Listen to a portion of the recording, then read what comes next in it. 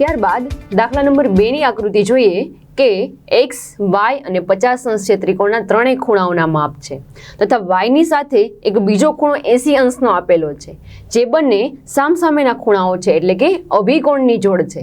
અભિકોણની જોડના માપ સરખા હોય છે. તો અહીંયા દાખલા નંબર 2 માટે લખીએ કે ખૂણો y બરાબર 80 અંશ થાય. જેટલું માપ ખૂણા y નું છે એટલું જ માપ 80 અંશનું થાય એટલે કે y બરાબર 80 અંશ, કારણ કે ખૂણો y અને 80 અંશ બંને અભિકોણની જોડ છે તેથી બંનેના માપ સરખા થાય છે. તો હવે ત્રિકોણમાં y નું મૂલ્ય ખબર છે, બીજો ખૂણો છે એ 50 અંશ ખબર છે, તો x નું મૂલ્ય શોધી શકાશે. કઈ સૂત્રનો ઉપયોગ કરીશું? તો કે ત્રિકોણના ત્રણેય ખૂણાઓના માપનો સરવાળો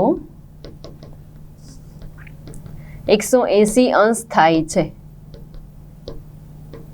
તો ત્રણેય ખૂણાઓમાં સૌપ્રથમ પહેલો ખૂણો છે ખૂણો x વત્તા બીજો ખૂણો છે y વત્તા ત્રીજો ખૂણો છે 50 અંશ. ત્રણેયનો સરવાળો 180. y નું મૂલ્ય આપણને ખબર છે તો y નું મૂલ્ય મૂકી દઈએ. ખૂણો x એઝ ઇટ ઇઝ એમનેમ, ખૂણો y એટલે 80 વત્તા 50 બરાબર 180 અંશ. ડાબી બાજુએ સાદુરૂપ આપીએ તો કે 80 વત્તા 50 જે થશે 130.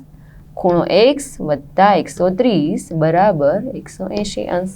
પ્લસ 130 ને જમણી બાજુ લઈ જઈએ જો જે થશે માઇનસ 130. તો કે 180 માઇનસ 130 પ્લસ માઇનસ માઇનસ 180 માંથી 130 જાય તો વધશે 50 અંશ. તો અહીંયા ખૂણો x નું માપ 50 અંશ અને ખૂણા y નું માપ 80 અંશ થાય છે.